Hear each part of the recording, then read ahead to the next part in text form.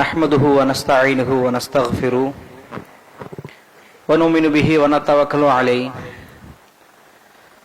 ونعوذ بالله من شرور أنفسنا ومن سيئات أعمالنا من يهده الله فلا مضل له ومن يضلله فلا هادي له وأشهد أن لا إله إلا الله وحده لا شريك له وأشهد أن محمدا عبده ورسوله أما بعد يا أيها الناس اتقوا ربكم الذي خلقكم من نفس واحدة وخلق منها زوجها وبث منهما رجالا كثيرا ونساء واتقوا الله الذي تساءلون به والأرحام إن الله كان عليكم رقيبا.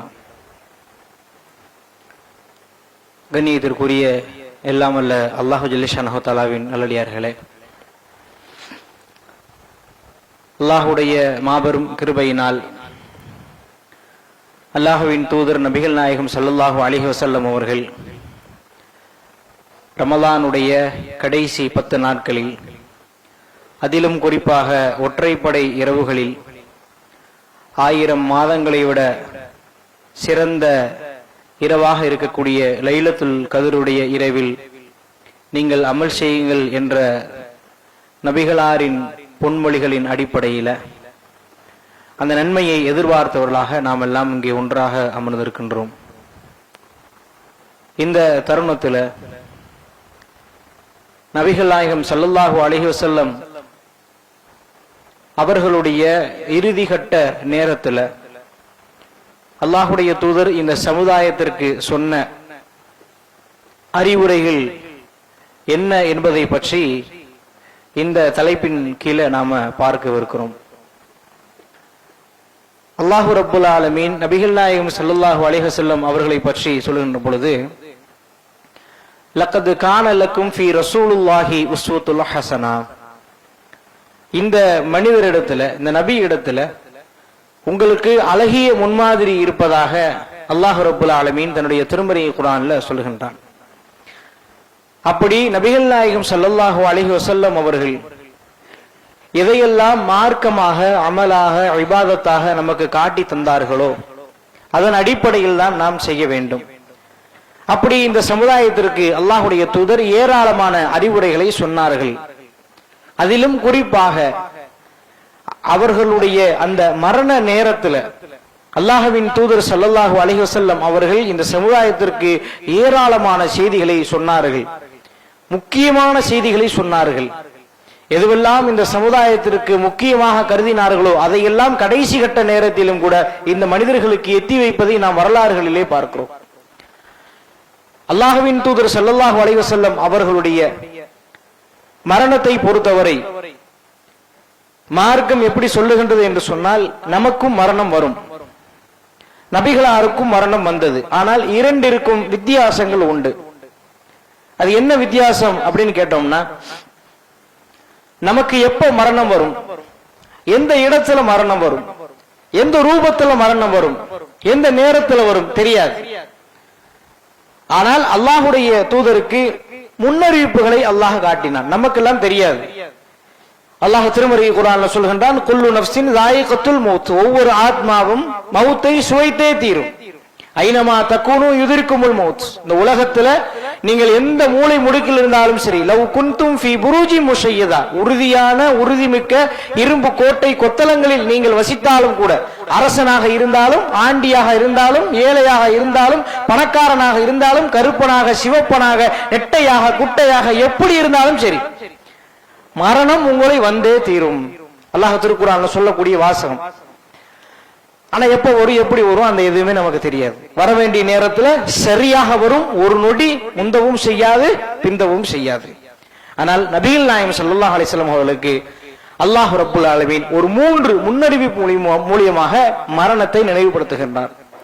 முதல் முன்னறிவிப்பாக வருகின்றது, ஜிப்ரீல் அலைஹி வஸலாத்து வஸலாம் அவர்கள் வந்து ஒவ்வொரு ரமலானிலும் அதுவரை இறங்கிய வசனத்தை எல்லாம் ஓத சொல்லி சரிபார்ப்பார்கள்.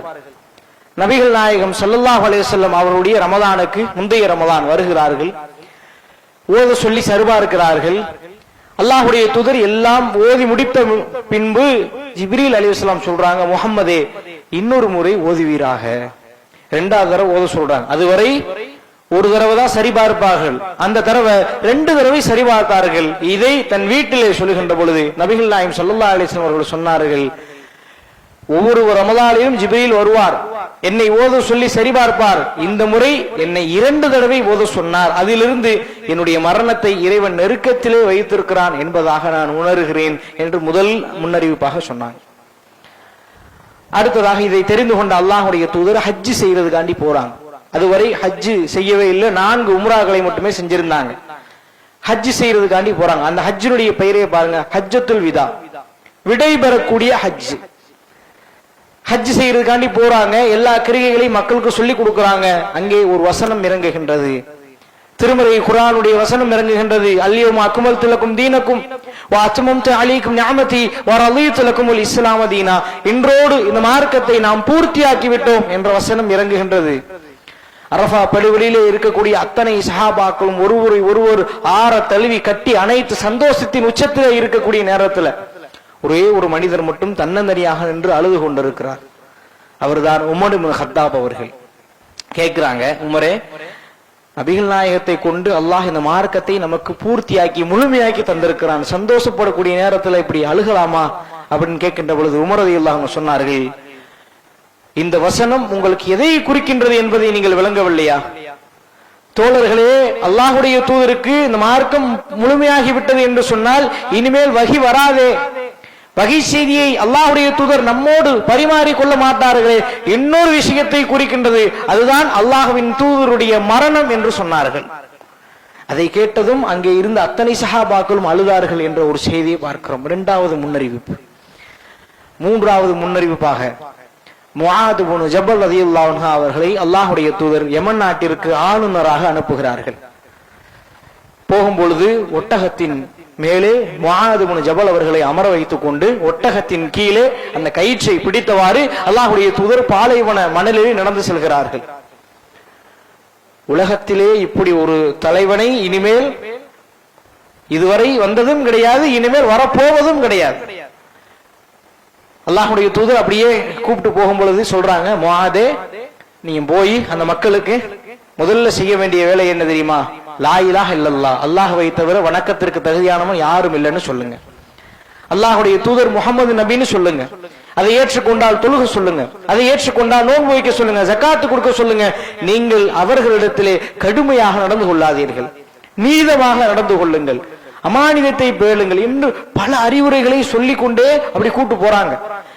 மதீனத்து எல்லை வரக்கூடிய அந்த நேரத்தில் முஆத் இப்னு ஜபல் அவர்களிடத்திலே அல்லாஹ்வுடைய தூதர் சொன்ன வார்த்தை, முஆதே, நீங்கள் திரும்பி அடுத்து மதீனாவிற்கு வருகின்ற பொழுது நான் உயிரோடு இருக்க மாட்டேன். வெளிப்படையாக சொல்றாங்க.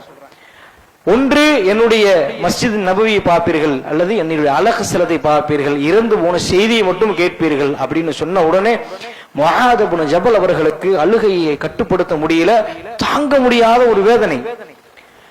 என்ன குர்ஆன்ல அல்லாஹ் சொல்றான்ல, இந்த நபியை எப்படி நேசிக்கணும்? அந்நபியு அவுலா பில் முஃமினீன மின் அன்ஃபுஸிஹிம், ஒவ்வொரு மனிதருக்கும் இந்த இறை தூதர் உயிரை விட மேலானவர். அப்படி நேசிட்டாங்க சஹாபாக்கள். சொன்ன உடனே தாங்க முடியல, கடுமையான மனவேதனை. முஆத் இப்னு ஜபல் அவர்கள் பிற்காலத்துல சொல்றாங்க, எல்லையில வச்சு அல்லாஹ்வுடைய தூதர் சொன்னாங்க, நான் போனேன், ஆளுநராக பணிபுரிந்தேன், ஆனால் நான் இருக்கின்ற பொழுதெல்லாம் அல்லாஹ்வின் தூதருடைய அந்த ஒற்றை வார்த்தை என்னுடைய உள்ளத்தை உறுத்தி கொண்டே இருந்தது. திருப்பி நான் வந்து மதீனாவிற்கு பார்த்த பொழுது நபிகளார் சொன்னது போல நான் நபிகள் நாயகத்தை பார்க்கவில்லை, நபிகள் நாயகத்தினுடைய அடக்க ஸ்தலத்தை பார்த்தேன் என்பதாக முஆத் இப்னு ஜபல் அவர்கள் சொல்லக்கூடிய ஒரு செய்தியை பார்க்கிறோம். முதல் 3 முன்னறிவிப்பாக இந்த செய்தியை அல்லாஹ் ரப்பல் ஆலமீன் நபிகள் நாயகம் ஸல்லல்லாஹு அலைஹி வஸல்லம் அவர்களுக்கு அறிவிக்கின்றார். அடுத்ததாக அல்லாஹ்வுடைய தூதர் இந்த அறிவிப்புகளை எல்லாம் தெரிந்து கொண்ட அல்லாஹ்வுடைய தூதர் உஹது ஷுஹதாக்களுக்கு தொழுகை நடத்தல.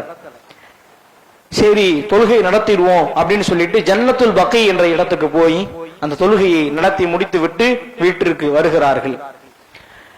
மைமுனா ரலியல்லாஹு அன்ஹா அவருடைய வீட்டிலே அல்லாஹ்வுடைய தூதர் இருக்கிறார்கள்.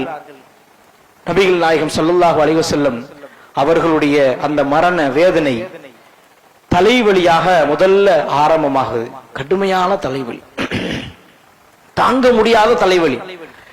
தண்ணீர் கேட்கிறார்கள். தண்ணீர் கொண்டு வரப்படுகின்றது. தன்னிடத்தில் இருக்கக்கூடிய துண்டை நன்றாக இந்த தண்ணீரில் முக்கி நனைத்து எடுத்து தலையை இறுக்க கட்டுகிறார்கள். தாங்க முடியாத தலைவலி, கடுமையான தலைவலி. அப்பொழுது அல்லாஹ்வுடைய தூதர் கேட்கிறார்கள், ஐன அனகதன், நாளைய தினம் நான் யாருடைய வீட்டில் இருக்கணும்? அல்லாஹ்வுடைய தூதர் மரண நேரத்திலும் கூட மனைவிகளிடத்திலே நீதி தவறாமல் நடந்திருக்கிறார்கள். ஐன அனகதன், நாளைய தினம் நான் யாருடைய வீட்டில் இருக்கணும்? இன்னாருடைய வீடு. நாளைய மறுதினம் அடுத்து யாருடைய வீடு, அடுத்து யாருடைய, கேட்டுக்கிட்டே வர்றாங்க. அப்படின்னா என்ன அர்த்தம்? மனைவிமார்கள் எல்லாம் புரிந்து கொள்கிறார்கள். அல்லாஹ்வுடைய தூதரே, நீங்க எங்க தங்கணும்னு ஆசைப்படுறீங்களோ அங்க தங்கிக்கோங்க.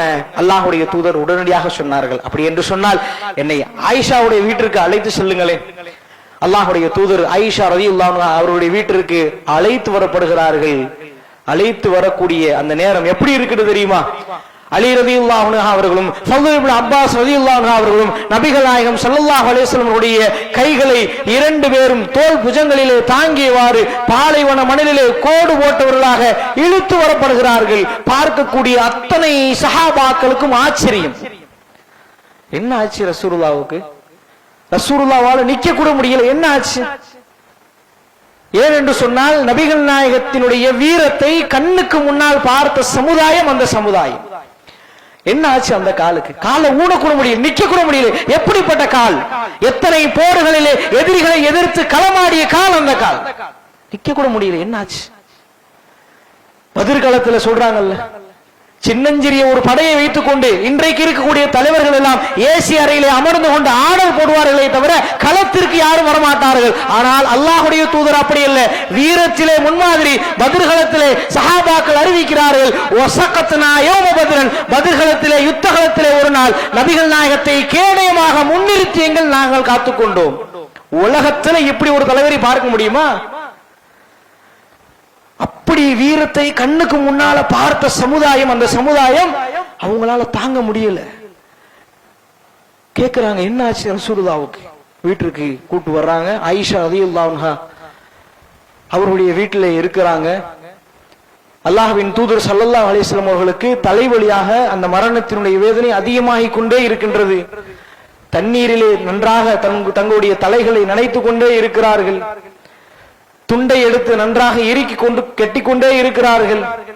இப்படியாக அல்லாஹ்வின் தூதர் ஸல்லல்லாஹு அலைஹி வஸல்லம் அவர்கள் அந்த வேதனையை தாங்கிக் கொண்டே இருக்கிறார்கள். மரணத்திற்கு 5 நாட்களுக்கு முன்பாக ஆயிஷா ரலியல்லாஹு அன்ஹா அவர்களின் மார்பின் மீது அப்படியே சாய்ந்திருக்கிறாங்க.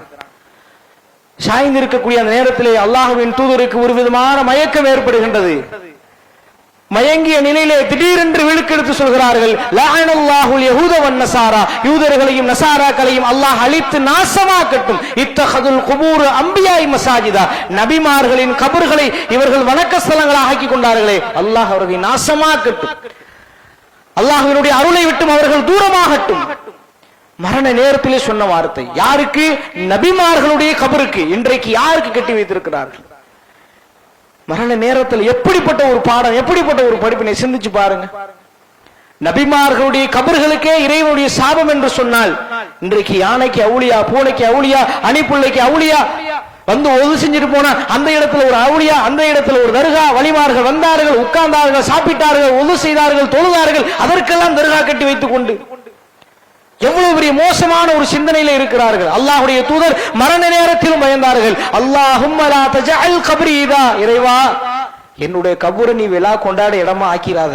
அல்லாஹும்ம லா தஜஅல் கப்ரி வஸன யௌமன். அல்லாஹ்வுடைய தூதர் திரும்ப திரும்ப திரும்ப கேட்டுக்கிட்டே இருந்தாங்க.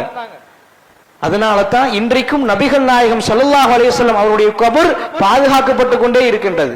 ஆயிஷா ரலியல்லாஹு அன்ஹா அவர்கள் அன்னைக்கு சொன்னாங்க, அல்லாஹ்வின் தூதர் மரண நேரத்திலே போட வேண்டிய நங்கூரத்தை மிக சரியாக போட்டார்கள். அதனால தான் அல்லாஹ்வின் தூதருடைய கபர் இன்றைக்கும் பாதுகாக்கப்பட்டு கொண்டிருக்கின்றது என்று அன்னைக்கு ஆயிஷா ரலியல்லாஹு அன்ஹா சொல்றார்கள்.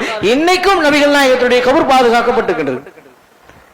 சிந்திச்சு பாருங்க, அல்லாஹ்வுடைய தூதர் அந்த நேரத்தில் பிரார்த்தனை செய்யலன்னா எப்படி இருந்திருக்கும்?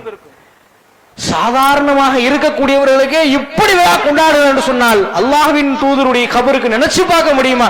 இன்றைக்கு அல்லாஹ்வின் தூதருடைய கபரை நோக்கி துஆ கூட செய்ய முடியாது. அங்கே ஆள் நின்றுகிட்டே இருப்பாங்க. திரும்ப திரும்ப எரிச்சா போக் அல்லாஹ்ட்ட கேளு. எங்க மாஃபி ஃபாயிதா, ஒரு பிரயோஜனமும் கிடையாது. சொல்லிக்கிட்டே இருப்பாங்க, ஒரு துவா கூட செய்ய முடியாது. ஏன்னா அல்லாஹ்வின் தூதருடைய பிரார்த்தனை. ரசூலுல்லாஹ் கேட்டாங்க, யாரெல்லாம் என் கபரை பாதுகாத்துரு, மரண நேரத்திலே அது மாதிரியான சொன்னார்கள் என்ற ஒரு செய்தியை நாம பார்க்கிறோம். அதே மாதிரி நபிகள் நாயகம் ஸல்லல்லாஹு அலைஹி வஸல்லம் அவர்கள் மரண நேரம் அப்படி நெருங்கிக் கொண்டே வருகின்றது. திங்கட்கிழமை ரபியுல் அவ்வல் பிறை 12 அல்லாஹ்வின் தூதருடைய மரணம் ஏற்படுகின்றது. சரியாக வியாழக்கிழமை மக்ரிபுடைய தொழுகை இமாம் ஜமாத்தோடு நடக்கின்றது. அல்லாஹ்வுடைய தூதர் நின்று தொலை வைக்கிறார்கள். அதிலே வல் முர்சலாத்தி உர்ஃபா என்ற சூறாவையும் ஓதுகிறார்கள். அதற்கப்புறமாக சஹாபாக்கள் அறிவிக்கிறார்கள், மக்ரிபுடைய தொழுகையோடு அல்லாஹ்வுடைய தூதர் எங்களுக்கு தொழுகை நடத்தல. இமாமாக கடைசியாக நின்று தொழுகை நடத்திய தொழுகை மக்ரிபுடைய தொழுகை வியாழக்கிழமை. ஒரு பெண்மணி கூட தன் மகனிடத்துல சொல்லுவாங்க, மகனே ஏதாவது ஒரு குர்ஆன் வசனத்தை ஓதி காட்டேன் அப்படின்னு கேட்கும் பொழுது அந்த மகன் எதர்ச்சியாக வல் முர்சலாத்தி உர்ஃபா என்ற சூறாவை ஓதுவார். ஓதாத, நிப்பாட்டு, ஓத வேண்டாம். ஏனென்று சொன்னால் அல்லாஹ்வுடைய தூதர் மரண நேரத்தில் இறுதியாக வல் முர்சலாத்தி உர்ஃபா என்ற சூறாவை தான் எங்களுக்கு ஓதினார்கள், தொழுகையிலே ஓதினார்கள். நீ ஓதுகின்ற பொழுது எனக்கு அந்த நினைப்பு வருகின்றது என்று தன் மகனத்திலே சொன்ன ஒரு செய்தியை பார்க்கிறோம். இன்னைக்கு நம்ம பிள்ளைகள்ட்ட அப்படி என்னைக்காவது சொல்லிருப்போமா? ஏதாவது குர்ஆன்ல இருந்து ஓதி காட்டேன், ஏதாவது ஒரு சூறா ஓதேன் சொல்லிருப்போமா?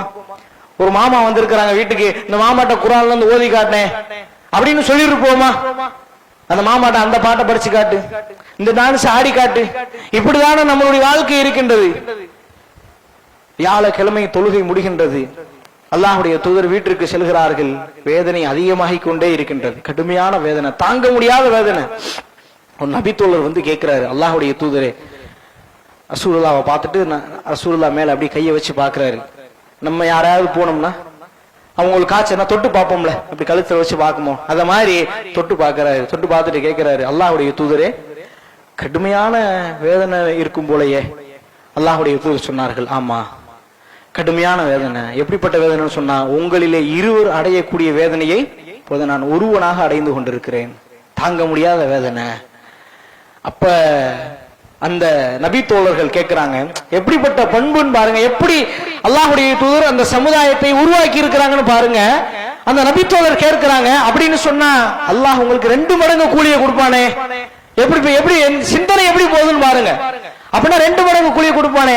ஒரு அடியானுக்கு ஒரு துன்பம் ஏற்பட்டால், ஒரு நோவினை ஏற்பட்டால் எப்படி காய்ந்த மரத்திலே இலைகள் எல்லாம் உதிருமோ, அதே போல அந்த அடியானுடைய பாவங்கள் உதிர்க்கப்படுகின்றது. ஒரு கவலை, ஒரு கஷ்டம், ஒரு கண்ணீர், ஒரு துன்பம், ஒரு வேதனை, ஒரு நோய் எது வந்தாலும் சரி நம்முடைய பாவங்கள் மன்னிக்கப்படுவதாக அல்லாஹ்வுடைய தூதர் சொன்ன ஒரு செய்தியை பார்க்கிறோம். எப்படிப்பட்ட சிந்தனை பாருங்க. நபி தோழர்கள்னா அப்படிதான், அந்த சமுதாயம்னா அப்படிதான். அல்லாஹ்வுடைய தூதர் சொன்னாங்கல்ல, கைருல் குரூனி கருணி, காலத்திலே சிறந்த காலம். ஒரு சமுதாயமே சிறந்த சமுதாயம் நானும் எனது தோழர்களும் வாழக்கூடிய சமுதாயம். அதனாலதான் அவங்க சிந்தனை அப்படி போச்சு. அப்படி அல்லாஹ்வுடைய தூதருடைய வேதனை கடுமையானதாக இருக்கின்றது. மக்ரிபுடைய தொழுகை முடிந்து விட்டு இஷாவுடைய நேரம் வருகின்றது. அல்லாஹ்வின் தூதரால் எழுந்திருக்க முடியவில்லை, கடுமையான மயக்கம். கேட்கிறார்கள், ஆயிஷாவே, மக்கள் எல்லாம் இஷா தொழுது விட்டார்களா? இல்லை யா ரசூலல்லாஹ், உங்களுக்காக காத்து கொண்டிருக்கிறார்கள். அப்படின்னு சொன்னா தண்ணி கொண்டு வாங்களேன் அப்படின்னு சொல்லி கேட்கிறாங்க. தண்ணீர் கொண்டு வரப்படுகின்றது. தண்ணீரில் எடுத்து நன்றாக முகத்தை கழுவுகிறார்கள். கழுவி விட்டு எழுந்திருக்கிறார்கள். அல்லாஹ்வுடைய தூதரால் நிக்க முடியல, திருப்பி மயக்கமுற்று கீழே விழுகிறாங்க. திருப்பி மயக்கம் தெளிந்து எழுந்து கேட்கிறார்கள், ஆயிஷாவே, மக்கள் எல்லாம் இஷா தொழுதுட்டார்களா? இல்லை யா ரசூலல்லாஹ், உங்களுக்காக காத்து கொண்டிருக்கிறார்கள். சரி, மீண்டும் தண்ணி கொண்டு வாங்க. இப்படி 3 முறை நடக்கின்றது. 3 முறை தெரிந்து கொண்ட அல்லாஹ்வுடைய தூதர் இனிமேல் நம்மால் பள்ளிக்கு கூட செல்ல முடியாது என்பதை உணர்ந்து கொண்டு ஆயிஷா ரலியல்லாஹு அன்ஹா இடத்துல சொல்கிறார்கள், முரு அபா பக்கரின் ஃபல்யுஸல்லி பின்னாஸ், அபூபக்கரை தொழுகை நடத்த சொல்லுங்கள்.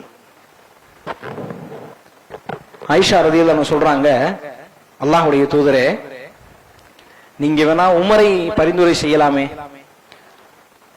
நீங்கள் நிற்கக்கூடிய இடத்திலே அவர் நின்றால் அவர் அழுது விடுவார். என்னுடைய தந்தை இலகிய மனம் படைத்தவர், அவர் அழுது விடுவார், அவரால் தாங்க முடியாது. அதனால் பின்னால் இருக்கக்கூடிய மக்களுக்கு திருமறை குர்ஆனுடைய வசனங்கள் கேட்காது.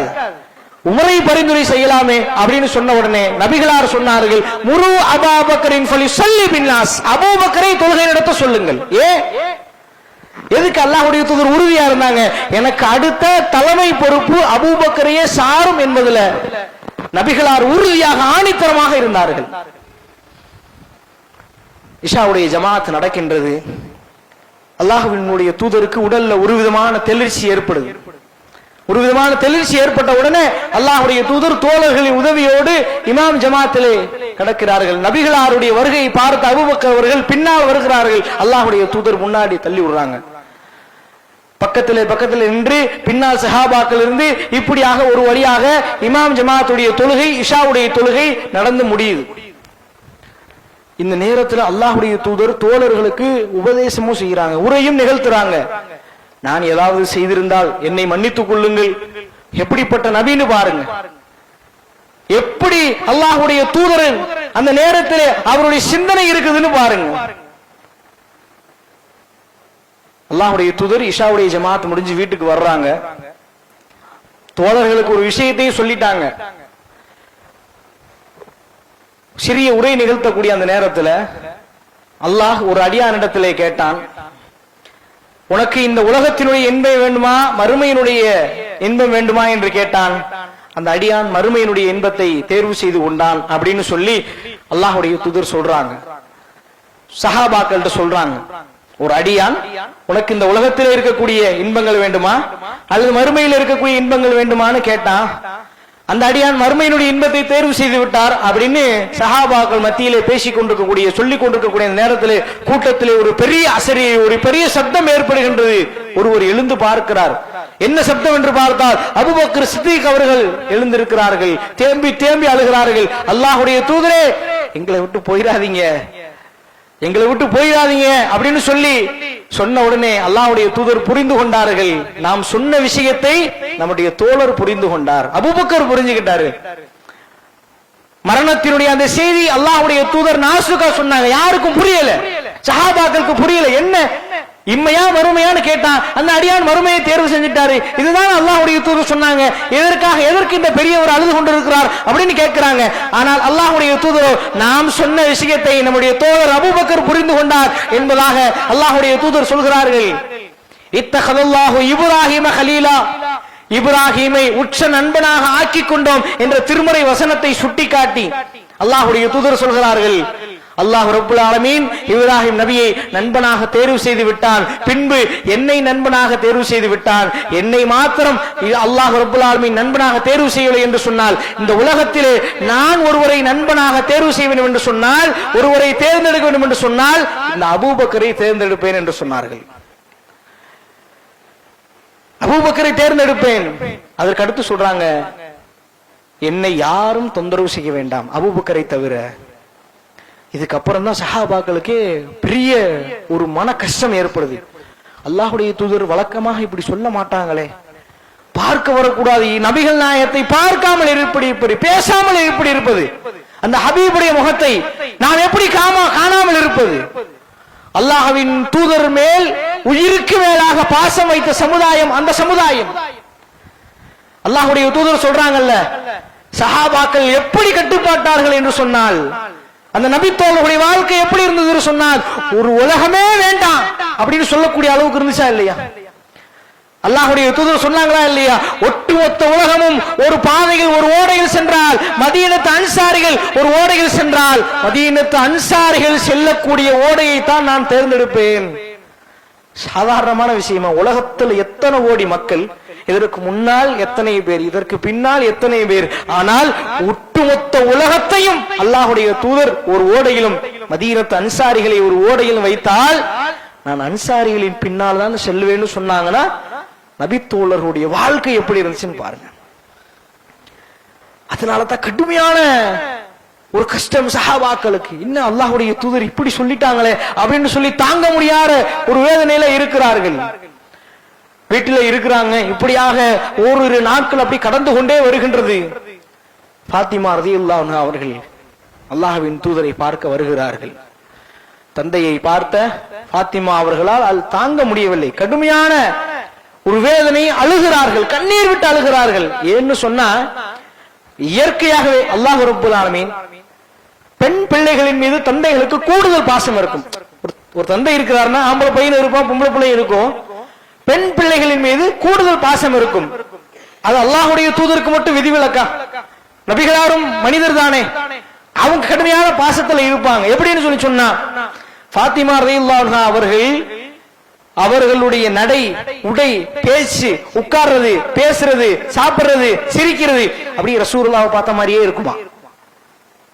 அது மாதிரியான ஒரு நெருக்கம். எந்த போருக்கு சென்றாலும் ஃபாத்திமாவை பார்க்காமல் அல்லாஹ்வுடைய தூதர் வீடு திரும்ப மாட்டார்கள். ஃபாத்திமா வீட்டிற்கு வந்தால் எழுந்து ஓடி போய் ஆசையாக வரவேற்பார்கள். அதே மாதிரி தான் ஃபாத்திமா ரலியல்லாஹு அன்ஹா அவர்களும் நபிகளார் வீட்டிற்கு வந்தால் ஓடோடி போய் வரவேற்பார்கள். அவ்வளவு ஒரு பாசம், ஒரு நெருக்கம், ஒரு அன்பு. எப்படி இருக்கக்கூடிய அந்த நேரத்தில் ஃபாத்திமா ரலியல்லாஹு அன்ஹா அவர்கள் கடுமையாக அழுகிறாங்க. தந்தையினுடைய அந்த உடல்நிலை குறித்து அழுகிறாங்க.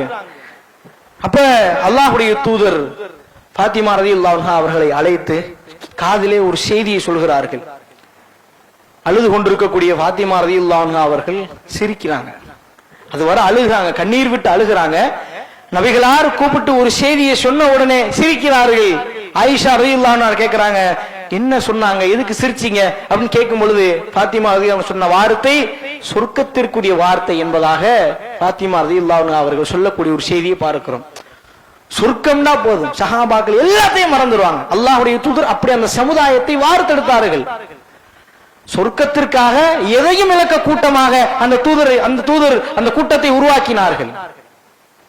ஏன்னா அல்லாஹ்வுடைய தூதர் எல்லா நேரங்களிலேயும் சொர்க்கம் குறித்து சொல்லிக் கொண்டே இருப்பார்கள். மாலா ஐநூறு எந்த கண்களும் பார்க்கிறாத, ஒலா உதுனுன் சமிஅத் எந்த காதுகளும் கேட்டிராத, ஒலா கத்ர அலா கல்பின் பஷர் எந்த ஒரு மனிதரும் தன்னுடைய உள்ளத்தால் கூட பார்த்திட முடியாத, உள்ளத்தால் கூட சிந்தித்திட முடியாத பிரம்மாண்டமான சொர்க்கம்.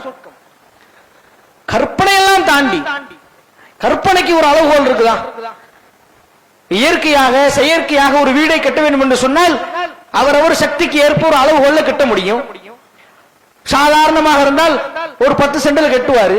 பெரிய பணக்காரரா இருந்தா 100 சென்டில் கட்டுவாரு. உலகத்திலே பெரிய கோடீஸ்வரா இருந்தா 1000 சென்டில் கட்டுவாரு. அவ்வளவுதான் முடியும். கற்பனையில ஒரு மிஸ்கின் அவர் அழைச்சி அவருக்கு எதுவுமே கிடையாது, கற்பனையில வீடு கட்டுமா அப்படின்னா கட்டலாம் தானே. இந்த இந்தியா முழுக்க வீடு கற்பனை தானே. அதுல 500 நீச்சல் குளங்கள் கற்பனை தானே. படிக்கட்டுகள் எல்லாம் வைரங்கள், செங்கல்கள் எல்லாம் தங்கங்கள். கற்பனையில என்ன வேணா கட்டலாம் தானே, கற்பனையில எப்படி வேணா போலாம் தானே. ஆனால் அல்லாஹ்வுடைய தூதர் சொன்னாங்க, நீ என்னதான் கற்பனை பண்ணாலும் அந்த கற்பனை எல்லாம் தாண்டியது சொர்க்கம்ங்கிறாங்க. எப்பேற்பட்ட விஷயம்! அந்த சமுதாயத்தை அப்படி வார்த்தெடுத்தார்கள். சொர்க்கத்திற்காக எதையும். ஒரு நபித்தோழர் உஹது போர்க்களம் நடந்து கொண்டிருக்கின்றது. ஒரு சிறிய இடைவெளி, ஒருவருக்கு ஒருவர் உணவு பரிமாறிக்கொண்டே இருக்கிறார்கள். ஒருவருக்கு ஒருவர் உணவு சாப்பிட்டு போர்க்களத்திற்குள்ளே மாறி மாறி சண்டையிடுகிறார்கள். அல்லாஹ்வுடைய தூதர் அமர்ந்திருக்கிறார்கள். ஒரு நபித்தோழர் வருகிறார், தனக்கான நேரம் வருகின்றது. பேரிச்சம்பழத்தை எடுத்து வாயிலே போடக்கூடிய அந்த நேரத்தில் அல்லாஹ்வுடைய தூதர் சொன்ன வார்த்தை ரீஹல் ஜன்னா, சொர்க்கத்தினுடைய வாடையை இப்பொழுது நான் நுகர்கிறேன் என்ற ஒரு வார்த்தையை சொல்கிறார்கள். சாப்பிடுற அந்த நபித்தோழர் நிப்பாட்டிட்டார். சொல்றாரு, அல்லாஹ்வுடைய தூதரே, அந்த யுத்த களத்தை காட்டி சொல்றாரு. அங்க தலைகள் சீவப்பட்டு, வாள்களால் தலைகள் சீவப்பட்டு, ரத்த ஆறுகள் ஓடப்பட்டு கொண்டிருக்கின்றது. அந்த யுத்த களத்துல நான் மரணித்தால் நீங்கள் சொல்லக்கூடிய சொர்க்கத்தை அல்லாஹ் எனக்கு தருவானா? நாம் கண்டிப்பாக தருவான். பேரிச்சம்பழத்தை சாப்பிட்டுட்டு கூட போல அவர் பாருங்க. அவர் சொல்றாரு, இந்த நேரம் கூட, இந்த நொடி கூட, இந்த நிமிடம் கூட நான் சொர்க்கம் செல்வதற்கு தடையாக இருக்கக்கூடாதுன்னு தூக்கி எரிஞ்சிட்டு களத்திற்குள்ளே போகிறார். எதிரிகளுடைய பிடரிகளை பலம் பார்க்கிறார். இவரும் தான் கொல்லப்படும் வரை அந்த போர்க்களத்திலே சண்டையிட்டுக் கொண்டே இருந்தார் என்பதை வரலாறை பார்க்கிறோம். என்ன சொன்னாங்க அல்லாஹ்வுடைய தூதர்? இந்த உலகத்தை உனக்கு அது கிடைக்கும், இது கிடைக்கும், பணம் கிடைக்கும், பதவி கிடைக்கும் சொன்னாங்களா? வறுமையில சொர்க்கம் கிடைக்கும் தாங்க. உடனடியாக போய் உயிரை விட்டார்கள். எத்தனை சம்பவங்களை நாம் பார்க்கிறோம். அதே உஹது போர்க்களத்தில் நபிகளாருடைய அந்த சொல்லை மீறியதற்காக இறைவன் ஒரு சிறிய ஒரு அசம்பாவிதத்தை அங்கு ஏற்படுத்துகின்றான். எதிரிகள் எப்படியாவது பதிலே வாங்கி அடியை முதலே கொடுக்க வேண்டும் என்று சொல்லி நபிகள் நாயகத்தை சுத்துகிறார்கள். அல்லாஹ்வுடைய தூதர் தன்னந்தையாக நிற்கிறார்கள். நபிகள் நாயகம் ஸல்லல்லாஹு அலைஹி வஸல்லம் அவர்கள் தன்னந்தனியாக இருக்கின்ற பொழுது எதிரிகள் எல்லாம் அல்லாஹ்வுடைய தூதருடைய மரணத்தை காத்திருந்து எப்படியாவது இந்த முகம்மதை காலி பண்ணிடணும் அப்படின்னு சுத்தி நிற்கும் பொழுது அல்லாஹ்வுடைய தூதர் சொன்னார்கள், இந்த நேரத்திலே யார் என்னை காப்பாற்றுவாரோ நாளை மறுமையிலே அவர் என்னோடு சொர்க்கத்திலே இருப்பார். அல்லாஹ்வின் தூதருடைய அந்த வார்த்தையை கேட்ட அடுத்த கணமே அடுத்த நொடியே ஆங்காங்கே வெட்டுப்பட்டு குத்துப்பட்டு குத்துயிரும் கொலையுமாக இரத்த வெள்ளத்திலே மிதந்த 7 அன்சாரிகள் உடனடியாக நபிகளாரை சூழ்கிறார்கள். எதிரிகளிடமிருந்து வரக்கூடிய அம்புகளை தங்களுடைய உடல்களிலே வாங்குகிறார்கள். ஒரே ஒரு நபித்தோழருக்கு மாத்திரம் கிட்டத்தட்ட உடல்ல 70க்கும் மேற்பட்ட அம்புகள். இன்னும் சொல்ல போனால் எதிரிகள் எப்படியாவது நபிகள் நாயகத்தை கொல்ல வேண்டும் என்ற அந்த வெறியில அம்புகளை கீழிருந்து விட்டுக்கொண்டே இருந்தான். ஒரு கட்டத்தில் குதிரையின் மேலிருந்து மேலிருந்து அம்புகளை விடுகிறான். அப்பொழுது சஹாபாக்கள் ஒருவரை சேரியாக ஆக்கி இன்னொரு மேல் ஏறி மேலிருந்து வரக்கூடிய அம்புகளை தங்களோட உடல்களிலே வாங்கினார்கள் என்று வரலாறுகளிலே பார்க்கிறோம். என்ன சொன்னாங்க? மறுமையில் என்னோட சொர்க்கத்தில் இருப்பார். சொர்க்கம் என்று வந்தால் சஹாபாக்களுடைய அந்த சிந்தனை இருக்குது இல்ல, எதையும் இழக்க தயாராக இருப்பார்கள். அதுதான் அந்த நபி தோழர்களுடைய நபி தோழிகளுடைய பண்பு. அப்படி ஃபாத்திமா ரலியல்லாஹு அன்ஹா அவர்கள் சொர்க்கம் குறித்த அந்த தகவல் சொன்ன உடனே சிரிக்கிறாங்க. அப்படி அல்லாஹ்வுடைய தூதருக்கு வேதனைகள் அதிகமாக கொண்டே இருக்கின்றது. கடுமையான வேதனை. அல்லாஹ்வுடைய தூதர் நபிகள் நாயகம் ஸல்லல்லாஹு அலைஹி வஸல்லம் அவர்கள் ஆயிஷா ரலியல்லாஹு அன்ஹா அவர்கள் மார்பின் மீது சாய்ந்து இருக்கிறார்கள். ஏதோ ஒன்ன சொல்லிக்கிட்டே இருக்கிறாங்க, அப்படி முணுமுணுத்துக்கிட்டே இருக்கிறாங்க. என்னன்னு சரியா கேட்கல.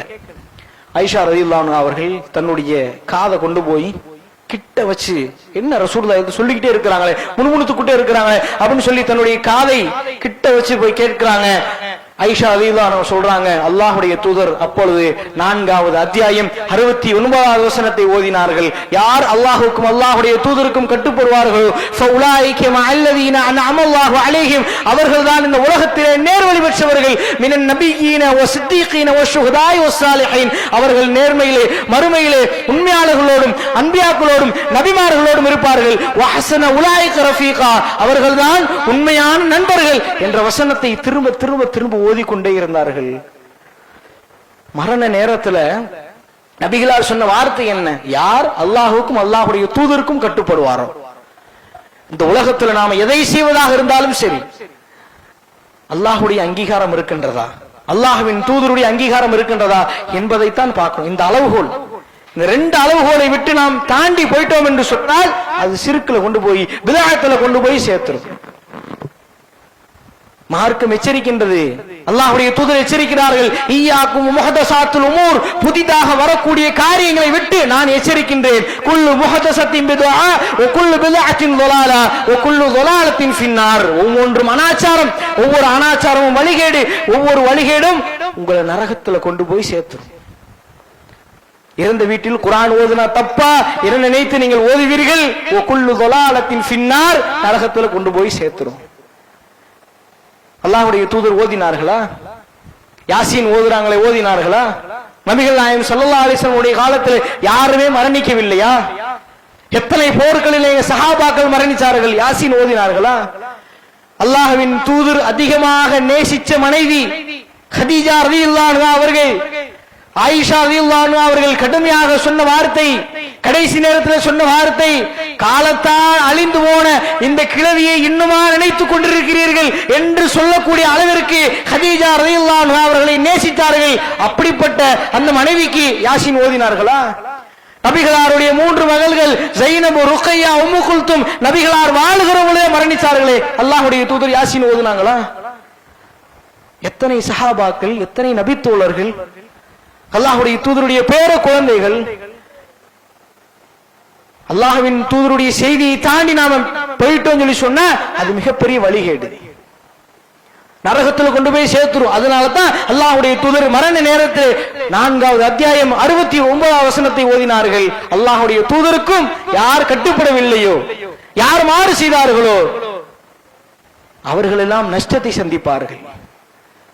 ஆயிஷா ரலியல்லாஹு அன்ஹா அவர்கள் சொல்லக்கூடிய ஒரு செய்தியை பார்க்கிறோம். இப்படியே நாட்கள் கடக்குது. அதுவரைக்கும் நபிகள் நாயகம் ஸல்லல்லாஹு அலைஹி வஸல்லம் அவர்களால் பேச முடிந்தது. அப்படி நாட்கள் செல்ல செல்ல கடுமையாக வேதனை, தாங்க முடியாத வேதனை.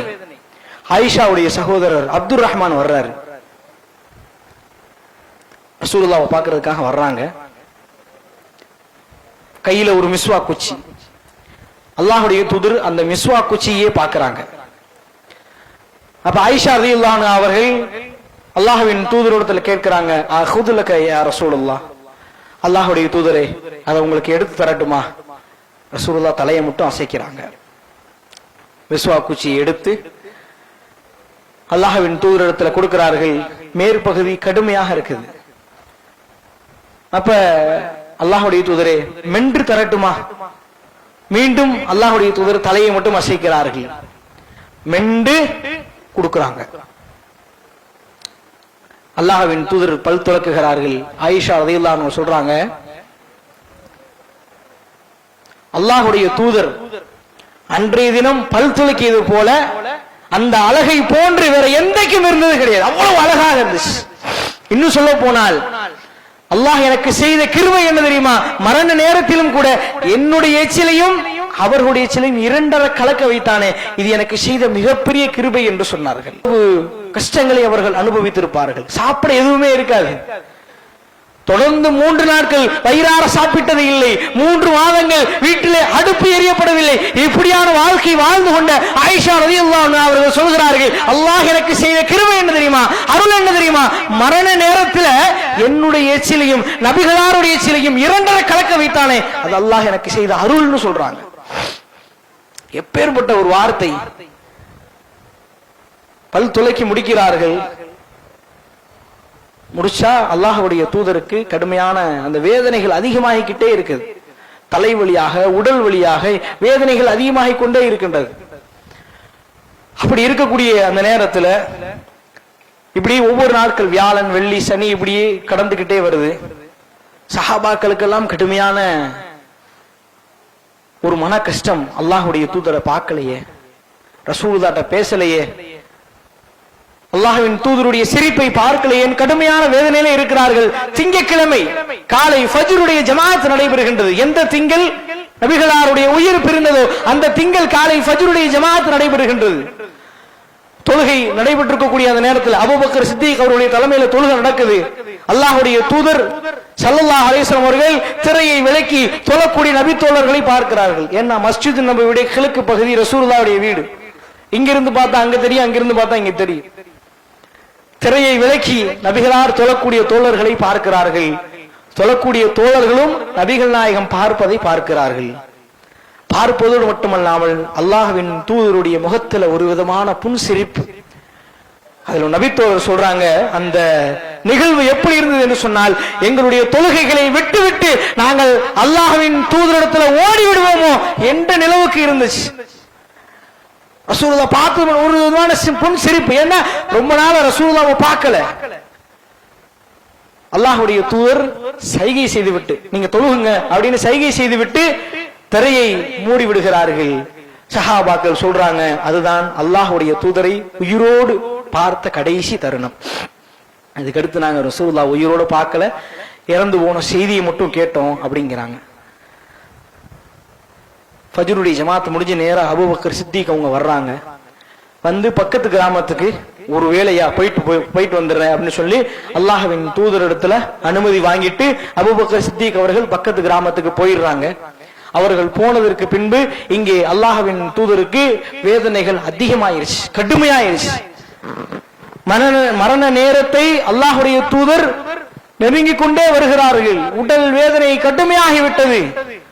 அந்த நேரத்தில் நபிகள் நாயகம் ஸல்லல்லாஹு அலைஹி வஸல்லம் அவர்கள் அன்னை ஆயிஷா ரலியல்லாஹு அன்ஹா அவர்களின் மார்பின் மீது சாய்ந்திருக்கிறார்கள்.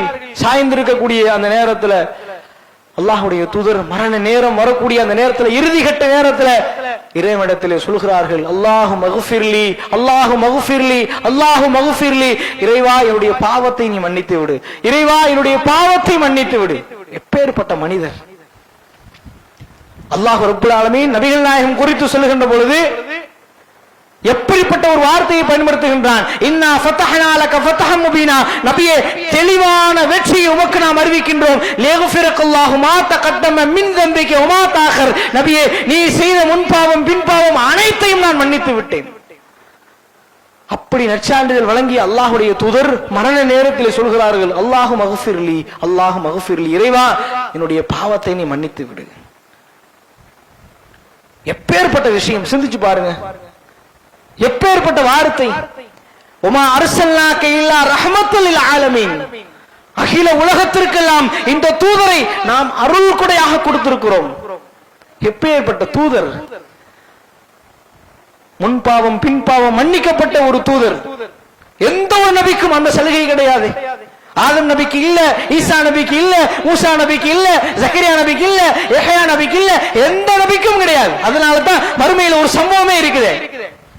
எல்லா மனிதர்களும் தங்களுடைய வாழ்க்கையை வீடித்து விட்டு உலகத்திலே சரியாக வாழாமல், சரியாக நடக்காமல், இறையச்சத்தோடு பேணாமல், தொழாமல், நோன்பு வைக்காமல் தங்கள் வாழ்க்கையிலே வீணடித்து விட்டு உலக வாழ்க்கையிலே மூழ்கிவிட்டு ஆதம் நபியிடத்திலே வந்து சிபாரிசு கேட்பார்கள். ஆதம் நபி அவர்களே, அந்த அபுல் பஷர், மனித குலத்திற்கெல்லாம் நீங்கள் தான் தந்தை, கலக்கல்லாஹு பீதிஹி, அல்லாஹ் உங்களை நேரடியாக கரத்திலே படைத்திருக்கிறான். வனஃபஹ ஃபீக மிர் ரூஹி, அவனிருந்து உங்களுக்கு ஒளியை ஊதி இருக்கிறான். ஃபஸஜதல் மலாயிகா, மலக்குமார்களை உங்களுக்கு சிரமணிய வைத்திருக்கிறான். வாஸ்கரஹு வாஸ்கரகல் ஜன்னah, சொர்க்கத்திலே உங்களை குடியமர்த்திருக்கிறான். இத்தகைய சிறப்புகளை பெற்றிருக்கக்கூடிய ஆதம் நபியவர்களே, எங்களுக்காக நீங்கள் சிபாரிசு செய்யுங்களேன். ஒட்டுமொத்த மனித சமுதாயம் ஆதம் நபியிடத்திலே நிற்கும். ஆதம் நபி சொல்வார்கள், நஹானி ரப்பி அனி ஷஜரா, என்னிடத்துல உதவி கேட்டு வந்திருக்கிறீங்களே, ஏன் நிலைமையே என்னன்னு எனக்கு தெரியலையேப்பா. நஃப்சி நஃப்சி என்று என்னை பற்றி நான் கவலைப்பட்டுக் கொண்டிருக்கிறேன். இறைவன் ஒரே ஒரு கட்டளை போட்டான், அந்த மரத்தை நெருங்காதே என்று சொன்னான். ஃபஅஸைதுஹு ரப்பி, அந்த ஒரு கட்டளைக்கு கூட நான் மாறு செய்து விட்டேனே, என்னுடைய நிலைமை என்ன என்பதை பற்றி எனக்கு தெரியவில்லையே என்று ஆதம் நபி சொல்வார்கள். மூசா நபியை நோக்கி ஓடுவார்கள், மூசா நபியும் அதே பதில், ஈசா நபியை நோக்கி ஓடுவார்கள். இப்படி ஒவ்வொரு நபியாக ஓடுகின்ற பொழுது கடைசியாக மனித சமுதாயம் நபிகள் நாயகத்திலே வந்து நிற்கும். ஒரு நபி, கடைசி நபி சொல்வார், அல்லாஹ்வின் தூதர் நபிகள் நாயகம் ஸல்லல்லாஹு அலைஹி வஸல்லம் அவரிடத்திலே செல்லுங்கள், நபிகள் நாயகத்திற்கு தான் அல்லாஹ் முன்பாவும் பின்பாவும் மன்னிக்கப்பட்ட சான்றை கொடுக்கிறான், அவரிடத்திலே செல்லுங்கள் என்று கடைசியாக ஒரு நபி சொல்வார். ஒட்டுமொத்த மனித சமுதாயமும் என்னிடத்திலே வருவார்கள். வந்த உடனே சஜிதாவிலே நான் விழுந்து விடுவேன் என்பதாக நபிகளார் சொன்ன செய்தி நாம் பார்க்கிறோமே. எல்லா பாவத்தையும் அல்லாஹ் மன்னித்த பொழுதும் கூட அல்லாஹ்வுடைய தூதர் மரண நேரத்துல கேட்டாங்களே, அல்லாஹ் மக்ஃபிர்லி, இறைவா என்னுடைய பாவத்தை மன்னிச்சிரு. அப்ப நம்மெல்லாம் எவ்வளவு பாவம், பார்வையில பாவம், பேச்சுல பாவம், செயல்ல பாவம், சிந்தனையில பாவம், நம்முடைய வாழ்க்கையில ஒரு நாளைக்கு எத்தனை பாவங்கள் நம்மை அறியாமலே செய்து கொண்டிருக்கிறோம். நாம் கேட்கிறோமா? லிகுல்லி யௌமின் மியத்தின் மர்ர, ஒரு நாளைக்கு 100 முறை அல்லாஹ்வுடைய தூதர் பாவ மன்னிப்பு கேட்கிறார்கள். எப்பேற்பட்ட விஷயம். ஐஷா ரலியல்லாஹு அன்ஹா கேட்கிறாங்கல்ல, அல்லாஹ்வுடைய தூதரே, ஏன் இப்படி உங்களை வருத்திக்கிறீங்க? கால்கள் சுரந்து வீங்கக்கூடிய அளவிற்கு ஏன் வருத்திக் கொள்கிறீர்கள்? அல்லாஹ்வின் தூதர் சொன்ன வார்த்தை என்ன? ஃபலா அகூன அபதன் ஷகூரா, ஒரு நல்ல அடியானாக, நன்றி உள்ள ஒரு அடியானாக நான் இருக்க வேண்டாமா?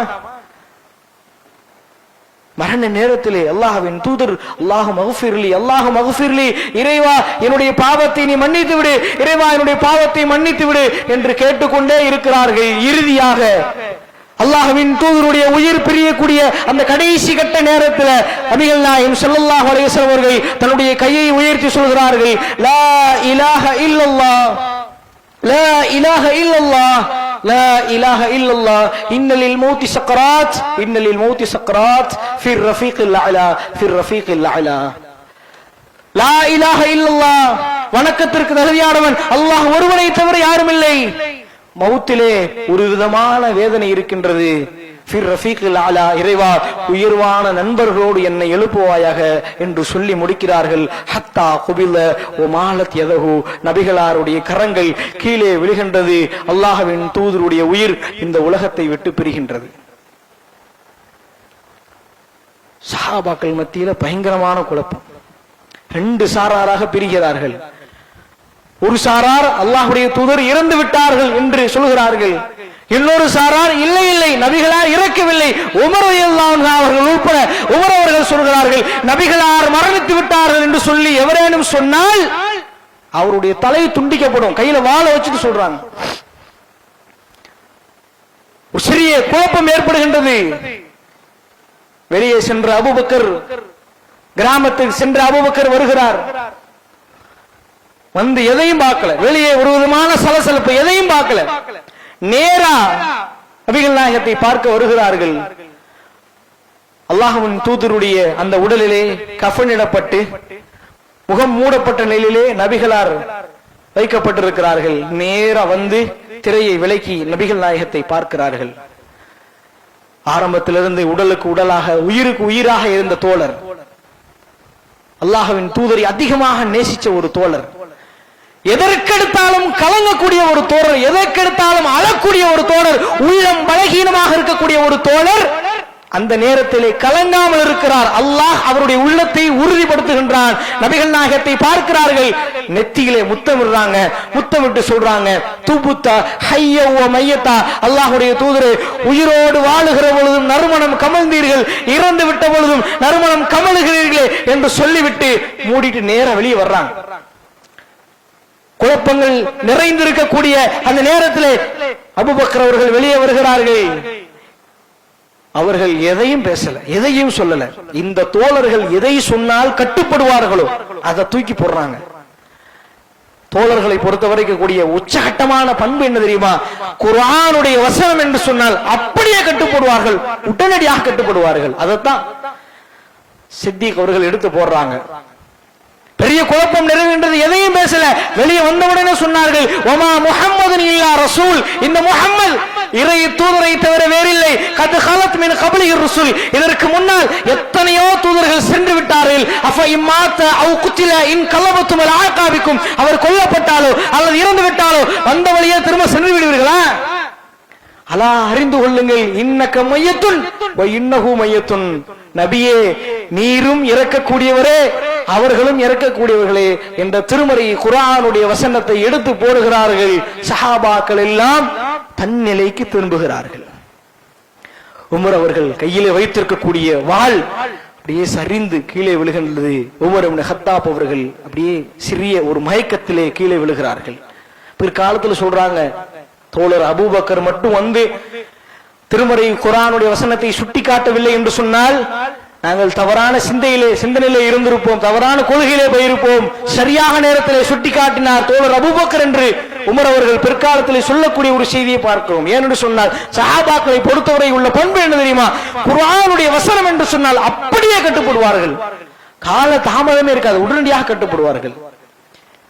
அது வெறும் அமல்களுக்கு மட்டுமல்ல, கொடுக்கக்கூடிய தான தர்மமாக இருந்தாலும் சரி.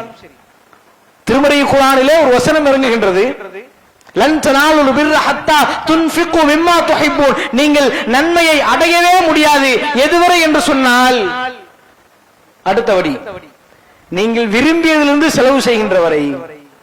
அப்படின்னா என்ன அர்த்தம்? என்கிட்ட ஒரு 10 சட்டை இருக்குது, அதுல ஒரு சட்டை ரொம்ப பிடிச்ச சட்டை, ஒரு சட்டை சேராத சட்டை. சேராத சட்டையை நான் அடுத்த ஊர் கொடுக்கிறேன்ல, அது ஒரு வகையான தர்மம், அதற்கு நன்மை உண்டு. அதே நேரத்தில் எனக்கு ரொம்ப பிடிச்ச சட்டை இதுதான், ஒரு பங்கனுக்கு போனா, வெளியே போனா, முக்கியமான இடங்களுக்கு போனா இதைத்தான் நான் உடுத்துவேன் என்று எனக்கு பிரியமான சட்டை இதுதான் என்று ஒரு சட்டை இருந்தால் அதை தர்மம் செய்தால் அது ஒரு வகையான தர்மங்கிறது மார்க்கம். ரெண்டுமே தர்மம் தான். ஆனா அதற்கும் இதற்கும் அளவுகோல் இருக்கின்றது. குர்ஆன்ல சொல்லக்கூடிய வசனம் என்ன தெரியுமா? நன்மை அடையவே முடியாது நீங்கள் விரும்பியதிலிருந்து செலவு செய்கின்ற வரை. இந்த வசனம் இறங்குது. உடனடியாக அபூ தல்ஹா அவர்கள் நபிகள் நாயகத்திலே வருகிறார்கள். அல்லாஹ்வுடைய தூதரே, இப்படி ஒரு வசனம் இறங்கி இருக்குது, விரும்பியதிலிருந்து கொடுக்கணும் என்று சொன்னால் எனக்கு உச்சகட்டமான விருப்பம் இந்த பைருஹாவுடைய தோட்டம், இந்தாங்க அல்லாஹ்வுடைய பாதையில எடுத்துக்கங்க அப்படிங்கிறாங்க. இந்த பைருஹாவுடைய தோட்டம் எப்படிப்பட்ட தோட்டம் தெரியுமா? ஒட்டுமொத்த மதீனத்து சஹாபிகளும் பார்த்து வியக்கக்கூடிய ஒரு தோட்டம், ஆச்சரியப்படக்கூடிய ஒரு தோட்டம். ஏன் அல்லாஹ்வுடைய தூதருக்கே ஓய்வெடுக்க வேண்டும் என்று ஆசைப்பட்டால் பைருஹாவுடைய தோட்டத்தை தான் தேர்ந்தெடுப்பார்கள்.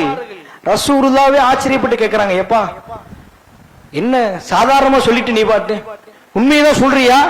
அல்லாஹ்வின் தூதரை ஆச்சரியப்பட்டு கேட்கிறாங்க. ஆமா யா ரசூலுல்லாஹ், எனக்கு வேணும். வேண்டாம், நீங்க வச்சுக்கோங்க, அல்லாஹ்வுடைய பாதை எடுத்துக்கங்க, எனக்கு நன்மை வேணும். இந்த செய்தி அவருடைய மனைவி உம்மு சுலைம் அவருடைய செவிக்கு செல்கின்றது. இந்த மாதிரி திருமறை குர்ஆனுடைய வசனம் இறங்கியதாம், உங்களுடைய கணவர் பைருஹாவுடைய தோட்டத்தை அல்லாஹ்வுடைய பாதையில கொடுத்து விட்டாராம். அப்படின்னு சொன்ன உடனே அங்கிருந்து முஸ்லிம் அவர்கள் ஓடி வருகிறார்கள். இங்கிருந்து அபூ தல்ஹா அவர்கள் செல்கிறார்கள். இடையில இருவரும் சந்திக்கிறார்கள். அபூ தல்ஹாவை பார்த்த முஸ்லிம் அவர்கள் வேகமாக ஓடி வந்து தன்னுடைய கணவரை கட்டி அணைத்து சொல்கிறார்கள், அபூ தல்ஹாவே, இன்றைக்கு செய்த வியாபாரம் தான் நஷ்டமில்லாத வியாபாரம். நீங்கள் செய்த வியாபாரத்திலேயே இன்னைக்கு செஞ்சீங்க பார்த்தீங்கன்னா வியாபாரம், இந்த வியாபாரத்தை உங்களுக்கு நஷ்டமே கிடையாதுன்னு அன்னைக்கு சொன்னாங்க. அப்படின்னா என்ன அர்த்தம்? அன்றைக்கு தர்மம் செய்தார், இன்றைக்கும் அதனுடைய நன்மையை அடைந்து கொண்டே இருக்கிறார். மஸ்ஜிது நபவி, அதுல ஒரு பகுதி அல்லாஹ்வுடைய தூதருடைய சொந்த காசுல வாங்கினது. இதுல இன்னொரு பகுதி, பெருங்கொண்ட பகுதி, அபூ தல்ஹா தர்மம் செய்த அந்த பைருகாவுடைய தோட்டம். இன்றைக்கு ஒட்டுமொத்த உலகமே அங்கே வருகின்றது. திருமறை குர்ஆனை ஓதுகிறார்கள், தொழுகிறார்கள், துஆ செய்கிறார்கள், ஏராளமான நன்மைகளை செய்கிறார்கள். அந்த நன்மை எல்லாம் அந்த இடத்தை கொடுத்த அபூ தல்ஹாவிற்கு சென்று கொண்டே இருக்கும். இன்று வரை அல்ல, கியாமத் நாள் வரைக்கும் போகும். அதைத்தான் சொன்னாங்கல்ல, நஷ்டமில்லாத வியாபாரம். அன்றைக்கு தர்மம் செய்தார், இன்றைக்கும் நன்மையை அறுவடை செய்து கொண்டே இருக்கிறார். ஒரு வசனம், ஒரே ஒரு வசனம். இதுதான் சஹாபாக்களுடைய பண்பு. அப்படியே கட்டுப்படக்கூடிய ஒரு சமுதாயமாக சஹாபாக்களுடைய சமுதாயம் இருந்தார்கள். அதுக்கப்புறமாக ஒரு வழியாக அல்லாஹ்வின் தூதர் ஸல்லல்லாஹு அலைஹி வஸல்லம் அவர்கள் இறந்து விட்டார்கள் என்ற நிலைக்கு வர்றாங்க. ஒரு சிறிய குழப்பம், யார் அடுத்த தலைவர்கள்? முஹாஜிரில் இருந்து முஹாஜிர் வர வேண்டும் என்கிறார். இல்லை இல்லை, அன்சாரிகள் தான் வர வேண்டும் என்கிறார்கள். இப்படியாக ஒரு மிகப்பெரிய ஒரு பதட்டம் அங்கே ஏற்படுகின்றது. இறுதியாக அபூபக்கர் சித்திக் ரலியல்லாஹு அன்ஹு அவர்கள் அங்கே தேர்வு செய்யப்படுகிறார்கள். திங்கட்கிழமை பிறை 12 ரபியுல் அவ்வல் சுபஹுக்கு பின்னால், லுஹருக்கு முன்னால் அல்லாஹ்வின் தூதருடைய மரணம் அங்கே ஏற்படுகின்றது.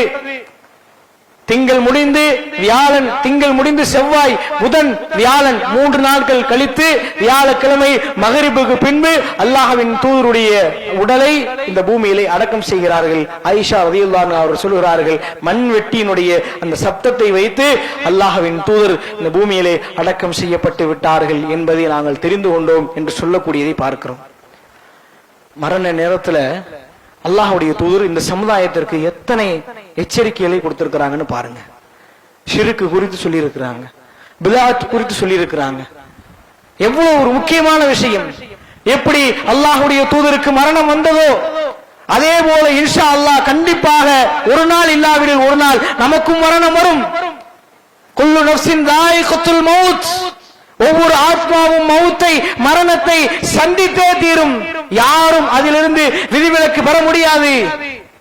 இன்றைக்கு வரும் சொல்ல முடியாது, கண்டிப்பாக வரும். அந்த மரணத்தை நாம் சந்திப்போம். நம்முடைய ரோமங்கள் சிலிர்க்கப்படும், கால்கள் பின்னப்படும். இதே பள்ளிவாசல்களே இன்னாருடைய மகன் இன்னார் இறந்து விட்டார் என்ற அறிவிப்பு செய்யப்படும். நமக்காக இன்னா லில்லாஹி ஓதப்படும். அதிலே மாற்று கருத்தே கிடையாது. அதற்குள்ளாக நம்முடைய வாழ்க்கைகளை மாற்றிக்கொள்வதுதான் வறுமையிலே வெற்றி பெறுகிறார். இந்த உலகத்தில் நாம செய்யக்கூடிய அமல்களை தவிர மறுமையில யாரும் யாருக்கும் உதவி செய்ய மாட்டார்கள்.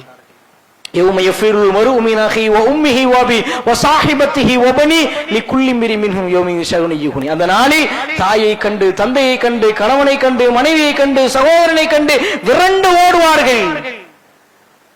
யா அல்லாஹ், என்னுடைய பிள்ளையை வச்சுக்க, என்னை விட்டுரு. என் மனைவியை வச்சுக்க, என்னை விட்டுரு. என்னுடைய தாயை வச்சுக்க, என்னை விட்டுரு. அல்லாஹ்ட்ட உச்சகட்டமாக மனிதன் சொல்வானாம், வமன் ஃபில் அர்லி ஜமீஆ, உலகத்துல உள்ள எல்லாரையும் வச்சுக்க, என்னை விட்டுறா ரப்பே என்று மறுமையிலே மனிதன் இறைவனிடத்திலே கோரிக்கை வைப்பதாக திருமறை குர்ஆனிலே இறைவன் சொல்கின்றான். யாரும் யாருக்கும் உதவி செய்ய மாட்டார்கள். அப்படிப்பட்ட ஒரு நாள். யா அய்யுஹன் நாஸ், மனிதர்களே, இத்தகு ரப்பக்கும், உங்களுடைய இறைவனை அஞ்சிக் கொள்ளுங்கள். இன்ன ஸல்ஸலத ஸாஅத்தி ஷைஉன் அஸீம், அந்த நாளுடைய கொடூரம், அந்த நாளுடைய கொடுமை என்பது மகத்தானது, கடுமையானது. யௌம தரவுனஹா தذهلு குல்லு முர்திஅத்தின் அம்மா அர்லஅத், ஒவ்வொரு பாலூட்டக்கூடிய குழந்தையும் தன் குழந்தையை, ஒரு தாய் தன் குழந்தையை மறந்து விடுவாள். கருவுற்றிருக்கிற ஒரு பெண் தனது கருவை எளிதாக இறக்கி வைப்பாள். சுகாரா, மனிதர்கள் எல்லாம் போதை வைக்கப்பட்டவரை போல நீர் காண்பீர். ஒமாகும் பி சுகாரா, அவர்கள் போதையுடன் அல்ல. ஒலா கின்ன அதாபுல்லாஹி ஷதீத், அல்லாஹ்வுடைய வேதனை அத்தகைய கடுமையானதாக இருக்கும். யாரும் யாரும் உதவி செய்ய மாட்டாங்க. நாம் செய்யக்கூடிய அமல்களை தவிர, நாம் செய்யக்கூடிய இபாதத்துகளை தவிர அல்லாஹ்வுடைய தூதர் சொன்னார்கள், யாரும் உதவி செய்ய மாட்டார்கள், நீங்கள் குர்ஆனை ஓதுங்கள். இக்ரவுல் குர்ஆன், நீங்கள் குர்ஆனை ஓதுங்கள். ஃபஇன்னஹு யஅதி பில் ஆகிரா, அது மறுமையிலே உங்களுக்காக சிபாரிசு செய்யும். நன்மைகள் செய்யறதை தவிர வேற வழியே கிடையாது. மறுமையிலே தப்பிக்க வேண்டும் என்று சொன்னால், அந்த வேதனையிலிருந்து நம்மை நாம் காத்துக்கொள்ள வேண்டும் என்று சொன்னால், மரணம் வருவதற்கு முன்பாக நம்முடைய வாழ்க்கைகளை மாற்றிக் கொள்வதை தவிர வேற எந்த வழியும் கிடையாது. ரமலானுடைய நேரம் எப்படி இந்த ரமலானிலே பள்ளிவாசல்களோடு தொடர்பில் இருந்தோமோ, எப்படி இந்த ரமலானுடைய நேரம் இறை அச்சத்துல இபாதத்துல மூழ்கி இருந்தோமோ, அந்த 11 மாதங்களும் பிரதிபலிக்க வேண்டும். ஒரு டாக்டர் இருக்கிறாரு, அவருக்கு ஒரு ட்ரைனிங் பீரியட் 4 வருஷம் 5 வருஷம் கொடுக்கறாங்க. 5 வருஷத்துல எப்படி ஆபரேஷன் பண்ணணும், எப்படி காய்ச்சலுக்கு சரி பண்ணணும், எப்படி மருத்துவம் பார்க்கணும், எல்லா விஷயத்தையும் அவர் அங்கே செய்கிறார். முடித்த பின்பு பணிக்கு வரக்கூடிய நேரத்துல நான் 5 வருஷம் அங்க செஞ்சுட்டேனே அப்படின்னு சொல்லி இங்க செய்யாமல் இருந்தால் ஏதேனும் அவருக்கு பலன் இருக்கிறதா? அவரை மருத்துவராக உலகம் அங்கீகரிக்குமா? அத மாதிரி தான் அங்க ட்ரைனிங் எடுக்கிறோம்ல, அத மாதிரி தான் இந்த ரமலானுடைய மாதம் என்பது இந்த 1 மாதம் நாம ட்ரைனிங் எடுக்கக்கூடிய மாதம். இந்த 1 மாதத்துல நாம ட்ரைனிங் எடுத்துட்டோம் சொல்லி சொன்னா அத 11 மாதங்களும் அதில் நம்ம கொண்டு வரணும். 11 மாதங்களும் நாம் பிரதிபலிக்கணும். ரமலானில மாத்திரம் நம்முடைய வணக்க வழிபாடுகள், பள்ளிவாசலுடைய தொடர்புகள் அதோடு அருந்துவிடக் கூடாது. திருமறை குர்ஆனுடைய தொடர்புகள் அதோடு அருந்துவிடக் கூடாது. இன்னும் கூடுதலாக நாம் 11 மாதங்கள் நம்முடைய வணக்க வழிபாடுகளை எப்படி ரமலானிலே பாடம் எடுத்தோமோ அதே போல இன்ஷா அல்லாஹ் கடைசி வரை கொண்டு செல்ல வேண்டும். அல்லாஹ்வின் தூதருக்கு மரணம் ஏற்பட்டது போல நமக்கும் ஒரு நாள் மரணம் வரும். அதற்கு முன்பாக நம்முடைய வாழ்க்கைகளை மாற்றிக்கொள்வோம். அல்லாஹ் ரப்புல் ஆலமீன் அதற்குரிய பாக்கியத்தை நம் அனைவருக்கும் தருவானாக. வாஹிர தவானா அல்ஹம்துலில்லாஹி ரப்பில் ஆலமீன். அஸ்ஸலாமு அலைக்கும் வரஹ்மத்துல்லாஹி வபரகாத்துஹு.